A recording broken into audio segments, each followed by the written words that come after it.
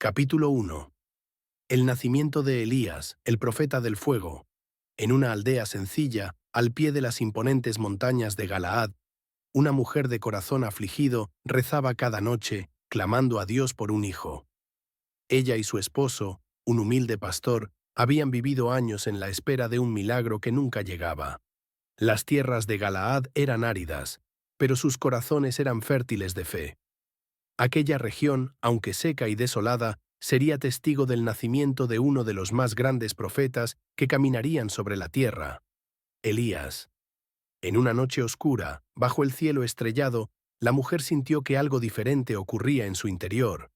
Al amanecer, el milagro fue revelado. Estaba encinta. Su alegría no conoció límites, y ella y su esposo, Naam, dieron gracias al Señor por su bendición. Este niño no sería cualquier niño. En sueños, la madre había visto una figura de fuego que ardía sin consumirse, y una voz celestial le susurró: «Este será el profeta de mi justicia, quien traerá mi palabra a los reyes y desafiará a los dioses falsos». 9 meses después, en un humilde pesebre, rodeado de ganado y en medio de la naturaleza que él amaría de por vida, nació Elías. Su nombre, que significa «Mi Dios es Jehová», resonaba en la aldea como una declaración de fe. A pesar de las circunstancias modestas de su nacimiento, ya se rumoraba que su vida estaría marcada por los designios del Todopoderoso. Desde su niñez, Elías mostró señales de un llamado especial. Mientras otros niños jugaban despreocupados, él se apartaba a orar y meditar en las colinas de Galaad. Observaba la creación con un respeto profundo, reconociendo el poder de Dios en el viento, en el agua y en el fuego. Aprendió de su padre, Naam, a cuidar de las ovejas, pero también a discernir la voz de Dios en el silencio. Su madre, siempre piadosa, le enseñó las historias de los antiguos profetas, preparándolo para el destino que lo aguardaba. A medida que crecía, la pasión de Elías por la justicia divina aumentaba. Sabía que su vida no sería fácil, que los días de comodidad le serían negados, pero aceptaba su llamado con fervor. Elías, el niño de Galaad, se convertiría en el mensajero del fuego, aquel que enfrentaría a reyes y desafiaría a dioses falsos, pero antes debía ser forjado en la soledad de las montañas, preparándose para cumplir con el propósito que Dios había trazado para él. Capítulo 2. La misión de Elías, el portador del fuego divino. Elías había crecido en las colinas de Galaad, observando el mundo que lo rodeaba con una profunda sensibilidad espiritual. Sus días estaban llenos de oración y meditación, mientras su corazón latía con la certeza de que el Señor lo estaba preparando para algo más grande que su vida tranquila como pastor. A medida que su entendimiento de la justicia de Dios crecía, también lo hacía su indignación hacia la corrupción y la idolatría que se extendían como un cáncer sobre Israel. El pueblo, que una vez había caminado bajo la guía de Dios, ahora seguía a Baal, un dios falso, seducidos por las promesas vacías del rey Acab y su esposa, la infame Jezabel. El culto a Baal había reemplazado la devoción al Dios verdadero, y los altares a Baal se levantaban en cada rincón del reino, mientras los profetas del Señor eran perseguidos y asesinados. Una noche, en el silencio de su retiro en las montañas, Elías fue sacudido por una visión. El cielo se abrió y un torrente de fuego descendió desde las alturas, consumiendo todo a su paso, hasta que solo quedó un camino luminoso que conducía directamente al trono de Dios. En medio del fuego, Elías escuchó la voz inconfundible del Señor: «Elías, hijo de Galaad, te he elegido para una gran misión. Irás ante el rey Acab y le hablarás con mi autoridad. Él ha profanado mi nombre, y yo, el Señor de los ejércitos, haré descender mi juicio sobre Israel. No habrá lluvia ni rocío sobre la tierra, a menos que sea por mi palabra. Tú serás mi boca, y con tu voz detendré los cielos». Elías, aunque sobrecogido por el peso de la misión, no vaciló. Sabía que desafiar al rey y a Jezabel significaba arriesgar su vida, pero su lealtad a Dios superaba cualquier temor. Con el rostro endurecido por la resolución, descendió de las montañas, dejando atrás la soledad que lo había forjado.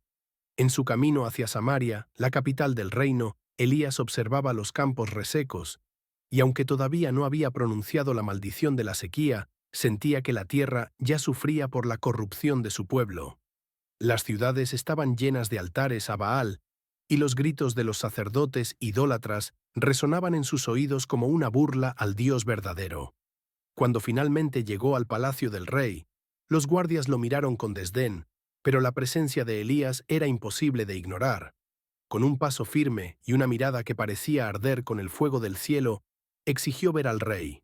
Acab, sentado en su trono, lo recibió con una sonrisa arrogante, sin saber que estaba a punto de enfrentar el juicio del Todopoderoso.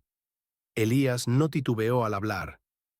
«Vive el Señor, Dios de Israel, en cuya presencia estoy, que no habrá lluvia ni rocío en estos años, sino por mi palabra». El silencio cayó sobre la sala del trono como una sombra oscura.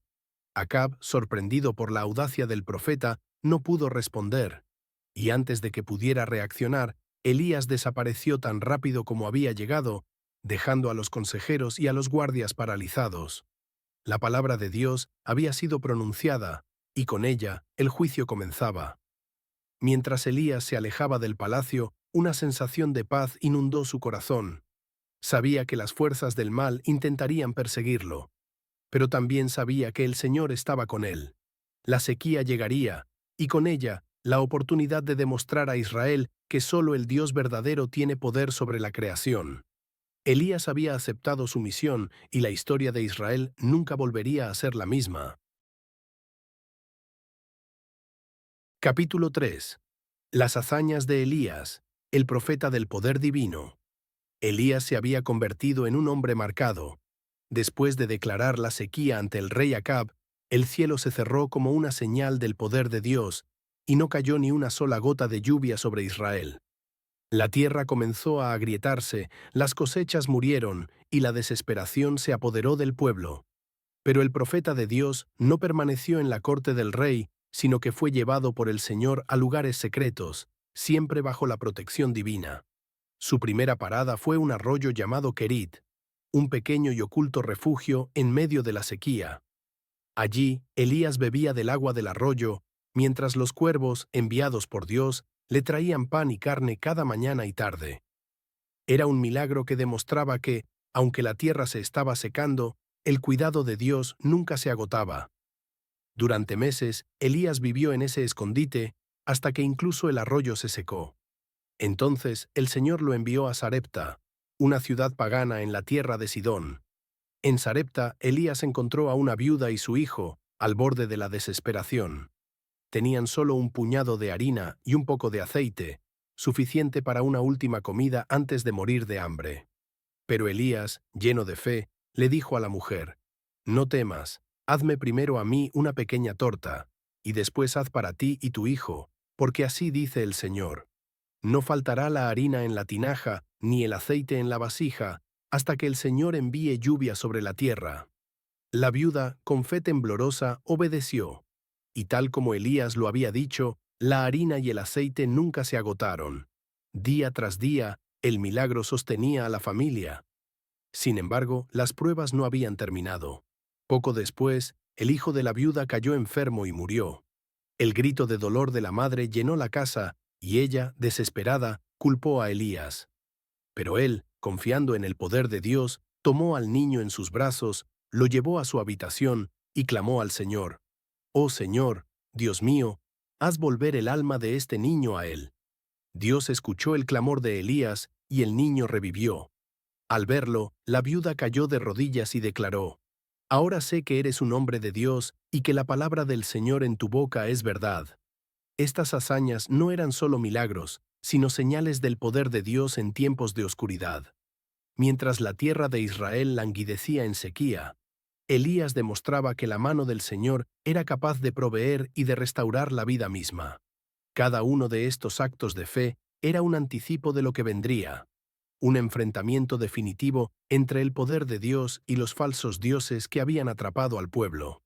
Elías no solo era un profeta, era un hombre llamado a desafiar lo imposible y a mostrar que, cuando todo parece perdido, Dios sigue estando presente.